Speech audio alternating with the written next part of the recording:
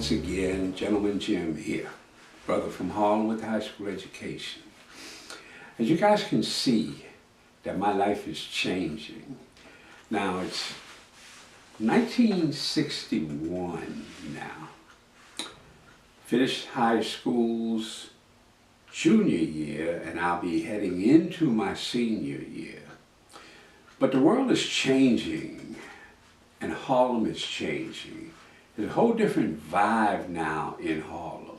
You know, we live on 145th Street off of 8th Avenue between Bradhurst and 8th. I'm not a boy like I was when I first moved to Harlem in 1954. It's 1961 now. Now I've lived in Harlem now for over 7 years. And I'm beginning to look at the world differently.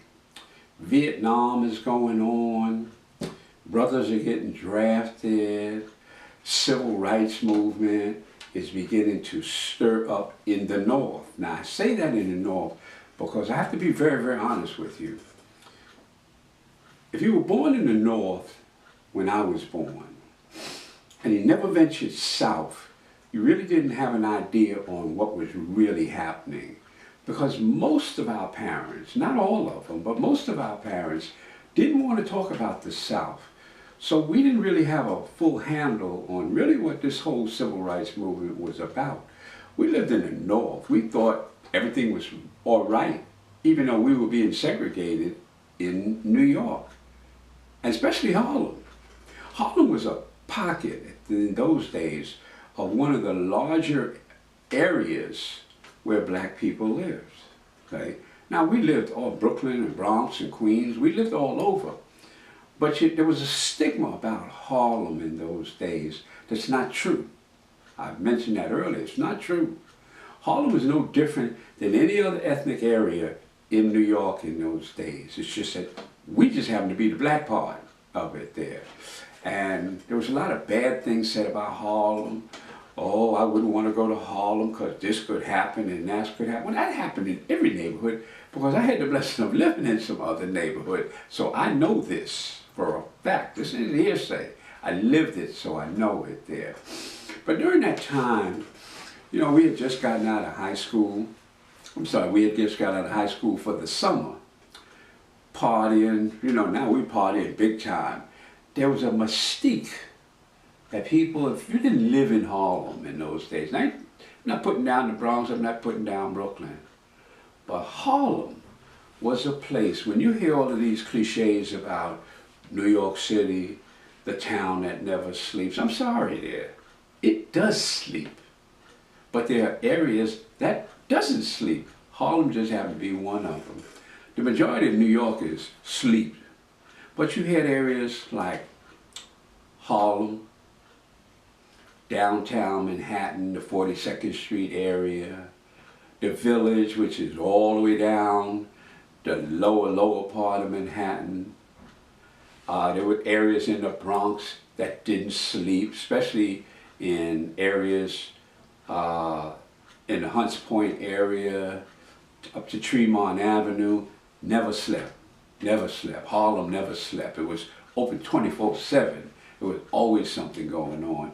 You can go down to the streets of Harlem, mainly Harlem, and see 4 o'clock in the morning, see 400 or 500 people on the street. I'm telling you, just doing whatever and hanging out, especially in the summertime because it's hot. We don't have air conditioning. So everybody hangs out on the street all night long. Now, this is Harlem, okay? We got a war going on, Vietnam. Now, I'm getting ready to go into my senior year, but a lot of my friends graduated the year that I'm getting ready to go in. So they're getting drafted. All of my friends went into the service except myself and one of my best buddies. You know, he had a medical deferment even though he got out the year they got out. And I'm still in high school. My brother's about to get drafted. I'm saying to myself, wow, they didn't take me once I did become eligible for the draft because I got a deferment because there was an old rule called the Sullivan Act, of which there has to be a surviving son. and I was a surviving son. So I didn't end up going in Vietnam or getting drafted. I got a deferment because of that. So, but that doesn't change. Where summertime, a lot of cats are getting ready to go over to Vietnam for the first time. But the first thing they're going to do is they're going south for basic training. They knew, and we knew nothing of this. I did, but I didn't. I went south as a boy, but I didn't understand what it was all about because my grandmother didn't talk too much about the South, and neither did a lot of grandmothers. Now some did. They told their children what it was like growing up in the South, but they didn't tell them everything. And because they didn't tell them everything, we didn't know everything. So we're looking at, you know, here me and the guys are hanging out for the last time. Guys are getting ready to go to basic training. We're hanging out for the last time. And we're watching television, and we see what's happening in the South. Well, guess what? This is where our people came from. This is where my grandmother and mothers and aunties and uncles and cousins, they came from the South north for a better life. It really wasn't that much better because New York was so segregated. And Harlem was like, Harlem sat on an island by themselves. It was like New York, and then there was Harlem. It was talked about, like I say, in the wrong ways. Oh yes, there was stuff happening in Harlem, but it was stuff happening everywhere. But Harlem had that magic about it. And I think when I got to that age is where I could see the magic. So if I went out on the street and I looked up the street, one of the avenues, or down the street, one of the avenues that way, oh, it was so much happening. And now I'm understanding what street life is really about. Because most of the time, you confined to the area or the blocks that you live in. Even though we partied over here, we partied over there. But we still didn't, we weren't really what, we were street guys. But we didn't know, we didn't see how the other streets, even though we partied in our area, they partied in their area. But we were still street guys. And we really didn't know a lot of what was happening. We didn't know a lot about this civil rights movement. And we sure didn't know why we were fighting this Vietnam War. We didn't really know. Now, this is 1961 to me. We going to the beach on Sundays like we always did. We partying during the week like we always did. None of that has changed. The difference is now I'm seeing Harlem up a little closer. Now I'm understanding all of the bad guys that lived in Harlem, all of the gangsters that lived in Harlem. They were always there. But when you're younger, you don't really see them for who they are. But they're there. But as you get a little older, you understand they're just regular people. They were just on the other side of the law. A lot of people were.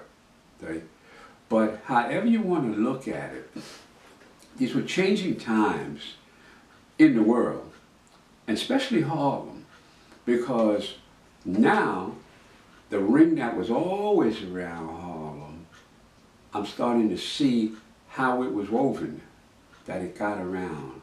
I'm starting to listen to other people. I'm trying to see what I can see. I look at the newspapers, I read books, I go over here. I'm starting to make myself aware of just what Harlem was. I got a whole understanding, but not a whole understanding on what was happening. Like I said, I didn't really know the history of Harlem. All I knew about Harlem was that this was one of the biggest concentrations of colored people. Because see, now we're colored, of colored people that we have. And to go into a neighborhood, even Brooklyn, many people that lived in Brooklyn, in the Bronx, many people that lived in the Bronx, in a small geographic area, there wasn't that many black folk or colored folk in those days in such a small area. Brooklyn was spread out. The Bronx was spread out. Queens was spread out. Manhattan, though, was segregated more than all of them because we were confined to Harlem. And that's where we hung out, and that's where we live. But now we're getting a different understanding of what's happening in the world, because we got guys going to war. The South is rising. Martin Luther King has become a real focal point now. We're hearing about him, and we're seeing what's happening to the brothers and the sisters in the South. We still don't have a handle on why. All we have a handle on, it's not happening in my neighborhood. As bad as they said Harlem was, we're looking at it, oh, this is great. We just stay here in Harlem. But there's a bigger world outside of Harlem, and everybody wasn't venturing out to see it. I was blessed. I was always venturing out. My parents, we were always moving, so we were in and out of Harlem all the time. We went downtown long before everybody was going downtown. We went over here long before everybody was doing this. But on the whole, most of my people stayed within the confines of Harlem. Like I said, Harlem had everything we needed right there. So why go out? So ask yourself this question. Could you, or would you have wanted to live in those days under the circumstances that we were faced with, knowing that there were areas in New York City, not the South, that didn't want you in their neighborhood? Ask yourself that. Then ask